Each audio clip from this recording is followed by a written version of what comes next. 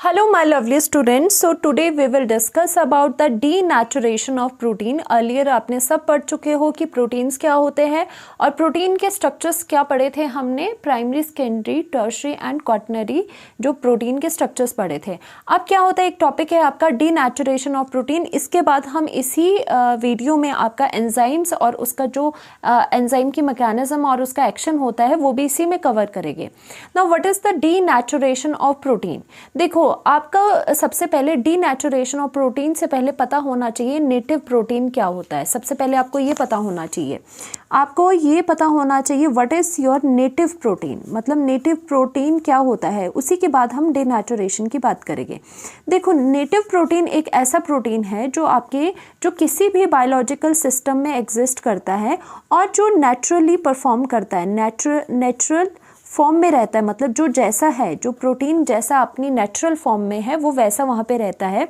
Native protein क्या होता है, बायोलॉजिकल सिस्टम में पाए जाते हैं और वो क्या होते हैं, नेचुरल फॉर्म में होते हैं। और कैसे होते हैं, वो बिल्कुल प्रॉपर फोल्डेड होते हैं, जैसे उन्हें फोल्डेड होना चाहिए वो बिल्कुल वैसे ही फोल्डेड होते हैं, प्रॉपरली फोल्डेड होते हैं आपके। और साथ में क्या होते हैं, फुली फंक्शनल होते हैं। ठीक है, फुली फंक्शनल होते हैं।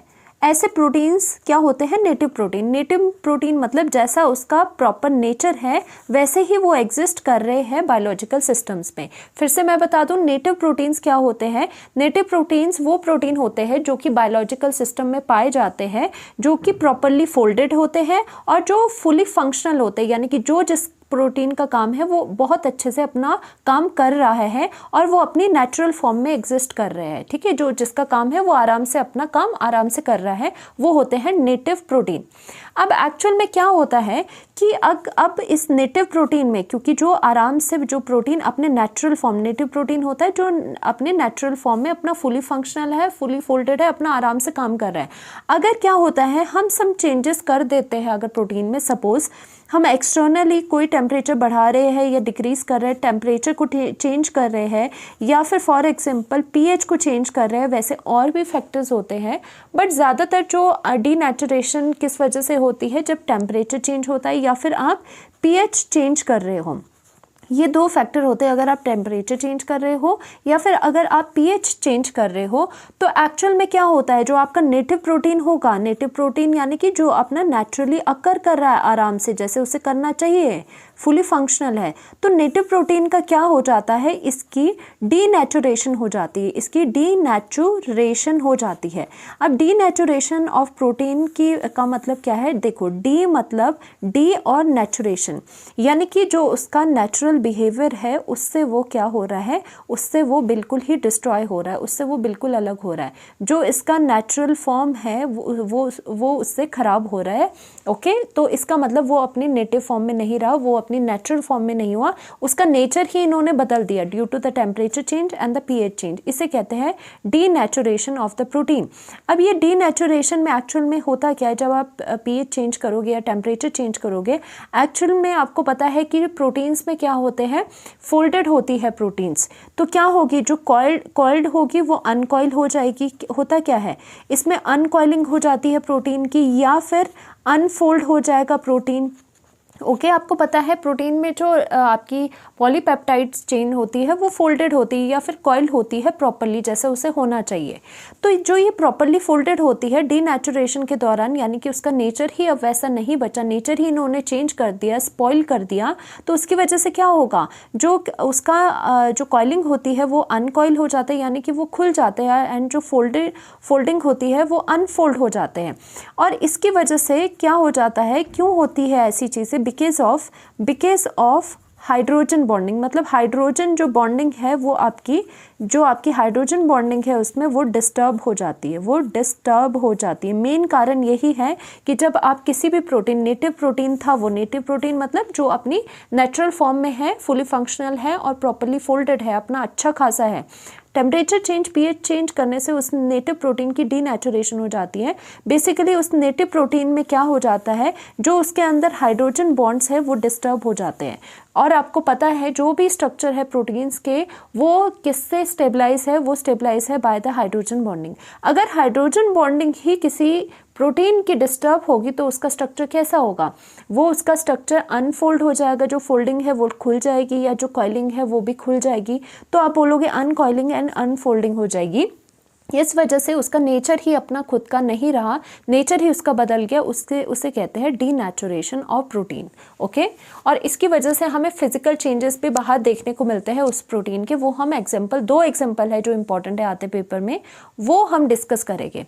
तो यहाँ पर देखो यही बात लिखी गई है, protein found in biological system with properly folded and fully functional and are in their natural form is called a native protein. मतलब नेटिव प्रोटीन जो अपने क्या है, जो अपने नेचुरल फॉर्म में है, जैसा उसे एक्ट करना चाहिए वो फुली फंक्शनल है, जो अपने नेचुरल फॉर्म में है। ओके, बायोलॉजिकल सिस्टम में फुली फोल्डेड है, वो प्रॉपरली फोल्ड है, अच्छा खासा है।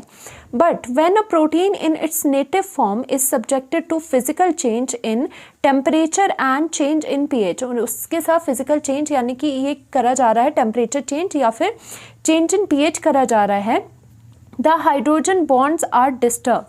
तो क्या होगा, उसकी वजह से हाइड्रोजन बॉन्ड जो स्ट्रक्चर ऑफ प्रोटीन के अंदर है वो आपके डिसबैलेंस हो जाएगा, वो डिस्टर्ब हो जाएंगे।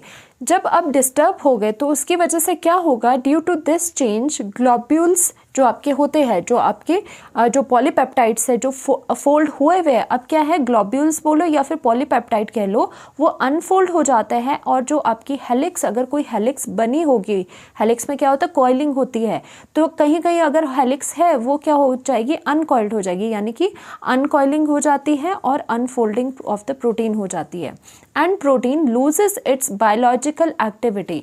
और इम्पॉर्टेंट बात यह है कि जो प्रोटीन है आपका डीनेचुरेशन के दौरान वो क्या होता है, अपनी जो बायोलॉजिकल एक्टिविटी है, जो उससे बायोलॉजिकल फंक्शन दिया गया है और वो करता भी है, वो क्या हो जाएगा, सब लॉस्ट हो जाएगा, उसके पास कोई बायोलॉजिकल एक्टिविटी नहीं रहेगी।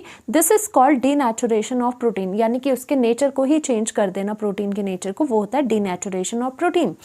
और यहाँ पे डे टू डे लाइफ में आप देखोगे ऐसे दो एग्जाम्पल आपको डेली देखने को मिलते हैं जिसमें डीनेचुरेशन ऑफ प्रोटीन होता है।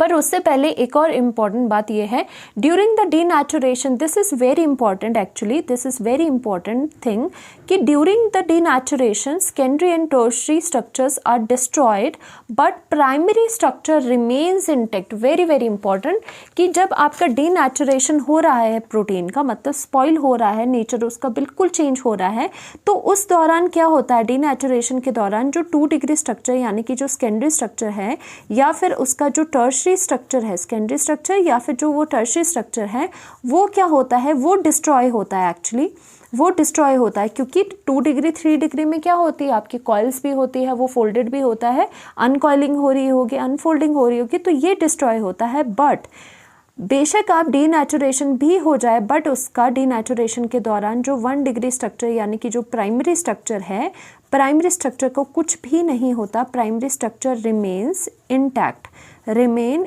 इंटैक्ट, यानी कि वो बिल्कुल एज सच ही रहेगा, उसको कुछ नहीं होगा। और आपको पता है अगर उससे कुछ नहीं होगा तो एक्चुअली जो प्राइमरी जो उसका एक्चुअल बेस है वो तो बचा रहेगा ना, क्योंकि प्राइमरी स्ट्रक्चर क्या होता है, प्राइमरी स्ट्रक्चर में सीक्वेंस होती है, तो वो सीक्वेंस खराब नहीं होगी, सीक्वेंस ऑफ द जो आपकी प्रोटीन है वो इसमें खराब नहीं होगी। तो ये आपको याद रखना है, प्राइमरी स्ट्रक्चर इंटैक्ट रहता है इसमें।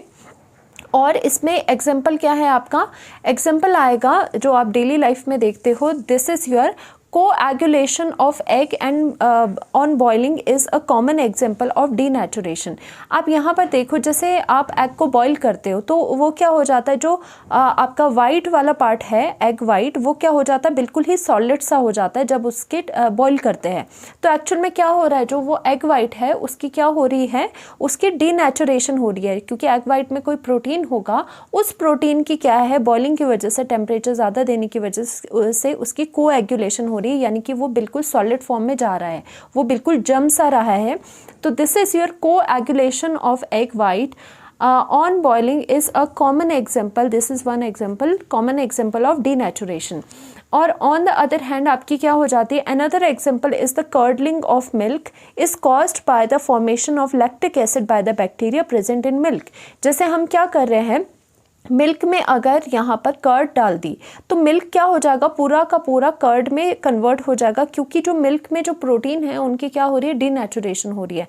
उन प्रोटीन का नेचर ही बदला जा रहा है because of the pH. Okay, तो इसमें बेसिकली क्या होता है, लैक्टिक एसिड फॉर्म होती है, और वो किस तरह से फॉर्म होती है, by the bacteria present in the milk. तो ये दो एग्जाम्पल है जो आपके डीनेचुरेशन में आपको लिखने हैं। ना इतना ही था डीनेचुरेशन। अब हम बात कर लेते हैं अबाउट द एंजाइम्स। देखो एंजाइम्स क्या होते हैं, एंजाइम्स आपकी पहली बात बायोकैटलिस्ट होती है। Okay, enzymes is your biocatalyst. Enzyme में क्या बात होगी, एंजाइम क्या होती है, कैटलिस्ट की तरह होती है, बट ये बायोलॉजिकल फंक्शंस में, बायोलॉजिकल बायोकेमिकल रिएक्शंस में ज़्यादा देखी जाती है। तो इसी वजह से इनको एंजाइम्स को क्या कहा जाता है, बायो लगा दिया जाता है आगे, कैटलिस्ट। और आपको पता है कैटलिस्ट क्या होता है, जो रिएक्शन के रेट को इंक्रीज करता है। ओके, जो रिएक्शन के रेट को, रिएक्शन को स्पीड अप करता है। तो एंजाइम्स भी रिएक्शंस को स्पीड अप करेगी, बट वो कौन सी रिएक्शंस है, वो मेनली बायोलॉजिकल रिएक्शंस होती है, इसीलिए एंजाइम्स को बायो कैटलिस्ट कहते हैं। और यहाँ पे क्या होता है, जो एंजाइम्स होता है उसके नेम के लास्ट में, जो भी उसका नेम होगा उसके लास्ट में क्या लगा होगा, उसके लास्ट में मैक्सिमम टाइम एस लगा होता है, जैसे माल्टेस हो गया, इस तरह से। और हर एक जो एंजाइम होती है उसका अलग अलग एक्शन होता है, यानी कि वो अलग अलग पर्पस के लिए बनी होती है। जैसे फॉर एग्जांपल एक माल्टोस है आपका, माल्टोस होता है सुक्रोज की तरह C12H22O11। Okay, this is your maltose. अगर इसकी हाइड्रोलिसिस करनी है, और अभी आपने पीछे भी पढ़ा था, माल्टोज की हाइड्रोलिसिस से क्या मिलता है, 2 यूनिट आपको क्या मिलते हैं, ग्लूकोज के मिलते हैं। ओके, ये अभी पढ़ चुके हैं हम, ये डाइसेक्राइड्स होते हैं। C6H12O6 आपको 2 यूनिट ग्लूकोज के मिल जाएंगे। ये रिएक्शन, इसकी हाइड्रोलिसिस हो रही है, यहाँ से ये टूट रहा है, बट इस हाइड्रोलिसिस रिएक्शन को फास्टर बनाने के लिए एक एंजाइम का यूज़ करा जाता है, और उसका नाम क्या होगा, उसका नाम होगा माल्टेस। अब देखो लास्ट में एस लगा है, माल्टेस, एंड ये माल्ट ही क्यों यूज़ हुआ, तो ये भी देख लो कि जो ये एंजाइम्स होती हैं मैक्सिमम टाइम उनके नेम कैसे रखे जाते हैं, जो उसका काम होगा, यानी कि जिस पर्पस से वो कैटलिस्ट लिया जा रहा है, जो वो काम कर रही है, उसी से रिजेंबल उसका नाम, एंजाइम का नाम हमेशा रिजेंबल करेगा जो वो काम कर रही है। यहाँ पर माल्टोज को कन्वर्ट कर रही है इन द ग्लूकोज, हाइड्रोलिसिस करवा रही है, तो यहाँ पे उसका एंजाइम का नाम क्या हो जाएगा, माल्टेस हो जाएगा। ठीक है, उसका नाम क्या हो जाएगा, माल्टेस हो जाएगा। इसी तरह से कुछ सुक्रोज की कुछ करवा रही होगी हाइड्रोलिसिस, उसका नाम सुक्रेस हो जाएगा। इस तरह से सारी होती है। और फॉर एग्जांपल यहाँ पे एक एंजाइम कौन सी होती है, ऑक्सीडो, वैसे तो बहुत एंजाइम्स है, ऑक्सीडो रिडक्टेस एक एंजाइम है। अब देखो यहाँ पे ये एंजाइम करती क्या है, यहाँ पे ये एंजाइम किसी भी आपके सबस्ट्रेट को, सपोज ये आपका सबस्ट्रेट है, किसी भी सबस्ट्रेट की साइमल्टेनियसली ऑक्सीडेशन भी करवाती है और साइमल्टेनियसली उसकी रिडक्शन भी करवाती है। तो हो गया ना, जो ये एंजाइम जो काम कर रही है उसी के नाम पे, उसी जो फंक्शन है उसी के नाम पे इसका नेम पड़ा है कि ये सबस्ट्रेट की साइमल्टेनियसली ऑक्सीडेशन भी करवाती है एंड रिडक्शन भी करवाती है। तो that's why it's name is oxido reductase enzyme. That means ऐसी एंजाइम जो कि ऐसी रिएक्शन को स्पीड अप कर रही है। ठीक है, तो इसी वजह से इसका नाम भी ये हो गया। तो हम नोट्स में भी देख लेते हैं, enzyme are the biocatalyst, almost all enzymes are globular protein. हाँ, एक इंपॉर्टेंट बात है कि ऑलमोस्ट ऑल जो आपकी एंजाइम्स होती है वो ग्लोबुलर प्रोटीन होती है, यानी कि उनके स्ट्रक्चर्स कैसे होंगे, उनके स्फेरिकल स्ट्रक्चर्स होंगे, उनमें काइंड ऑफ कॉइलिंग या फिर फोल्डिंग हुई होगी।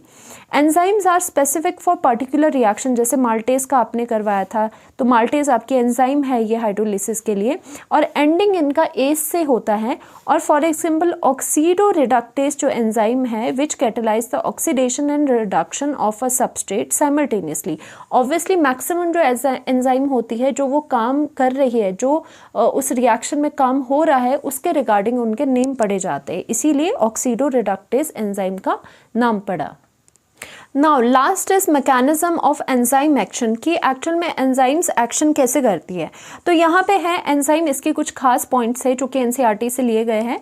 Enzymes are needed only in small quantities for the progress of reaction, यानी कि जब आपको रिएक्शन करवानी है, उसको स्पीड अप करवाना है, तो ओनली ऐसा नहीं है कि आप बहुत ज़्यादा एंजाइम का अमाउंट ले लोगे, आपको ओनली स्मॉल अमाउंट चाहिए होता है एंजाइम का in small quantity for the progress of reaction, so that वो स्पीड अप करवा दे, only small amount. Okay, now enzymes reduces the magnitude of activation energy. This is very important. देखो जो भी reaction है एक्चुअल में जो catalyst है, basically catalyst भी यही काम करते हैं, वो एक्टिवेशन एनर्जी को कम कर देते हैं। फॉर एग्जांपल कोई रिएक्शन है, आपने रिएक्टेंट से प्रोडक्ट में जाना है, सपोज रिएक्टेंट से अपने प्रोडक्ट में जाना है, तो एक्चुअल में क्या थी, इसे ये इतना बड़ा एनर्जी बैरियर को पास करना पड़ता अगर ये नॉर्मल रिएक्शन हो रही है। But with the presence of catalyst या फिर आप एंजाइम कह लो, ये रिएक्शन क्या चाहती है, एक और नया लोअर एनर्जी का पाथवे ये कैटलिस्ट आपको दे देता है। तो ये जो लोअर एनर्जी का पाथवे, आप देखो रिएक्टेंट को प्रोडक्ट में अगर जाना है तो छोटा सा एनर्जी बैरियर को पास करना होगा, तो ये कौन प्रोवाइड करता है, ये प्रोवाइड करता है कैटलिस्ट। अगर आपकी रिएक्शन में है तो आपकी रिएक्शन में कैटलिस्ट कौन सा है, एंजाइम्स है। तो एंजाइम का भी यही होता है, बेसिकली ये lower energy reaction pathway provide करते हैं।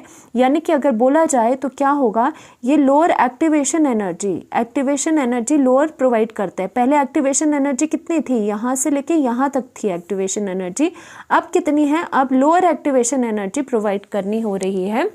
सो नाउ रिएक्शन जो है इजीली हो जाएगी, because now in this case reactants only need this much of energy which is very minimum, जो कि वो इजीली पार कर सकता है बैरियर। तो आपको ये इंपॉर्टेंट पॉइंट है कि एक्टिवेशन एनर्जी जो होती है वो इसकी वजह से कम हो जाती है जब आप एंजाइम्स या फिर कह लो कि कैटलिस्ट यूज़ करते हो। नाउ जैसे for example activation energy for the acid hydrolysis of sucrose is this. अब क्या बोला जा रहा है यहाँ पे, सपोज सुक्रोज है, आपको पता है सुक्रोज कि आप अगर हाइड्रोलिसिस करते हो तो आपको फ्रक्टोज एंड ग्लूकोज मिलता है, ये सभी को पता है, ग्लूकोज प्लस फ्रक्टोज मिलता है। अब एक चीज़ तो उस रिएक्शन को अच्छे से स्पीड अप करने के लिए एंजाइम कौन सी होती है, सुक्रेज होती है वो एंजाइम, क्योंकि ये देखो एज लग गया। तो क्या बोला गया है कि यहाँ से यहाँ जाने के लिए एक्टिवेशन एनर्जी पहले कितनी थी, कितनी लगती है, अगर कोई एंजाइम नहीं है 6.22 किलो जूल। तो आपकी ये एनर्जी जो पूरी एनर्जी है इस वाले के लिए ये कौन सी है, 6.22 किलो जूल पर मोल। यानी कि बहुत एनर्जी देनी पड़ेगी, बहुत एनर्जी वाला बैरियर इसको कवर करना पड़ेगा, तब जाके ये प्रोडक्ट मिलेगा। बट जब हमने एंजाइम का सहारा लिया, जब हमने सुक्रेज एंजाइम ली, तो उसकी वजह से क्या हुआ, जो ये एक्टिवेशन एनर्जी है वो लोअर होगी। और वो कितनी लोअर एक्टिवेशन एनर्जी हुई है वो बताया जा रहा है 2.15 किलो जूल। यानी कि 2.15 किलो जूल का ही बैरियर उसको पार करना हुआ, और यहाँ पे बहुत ज़्यादा बड़ा बैरियर उसको पार करना पड़ा। तो आपके ये जो कैटलिस्ट होते हैं या फिर एंजाइम्स होते हैं, ये यही बात मेन इसमें यही बात है बार बार कि आपकी एक्टिवेशन एनर्जी को ये कम करती है। जैसे कि यहाँ पे एक्टिवेशन एनर्जी इसके लिए ज़्यादा पहले थी, विद द हेल्प ऑफ अगर आपने एंजाइम ली जैसे कि सुक्रोज, तो वो एक्टिवेशन एनर्जी आपकी इतनी कम होगी। सो आज के लिए इतना ही। सो नेक्स्ट लेक्चर में मिलते हैं, विटामिन शुरू करेंगे। Thank you so much.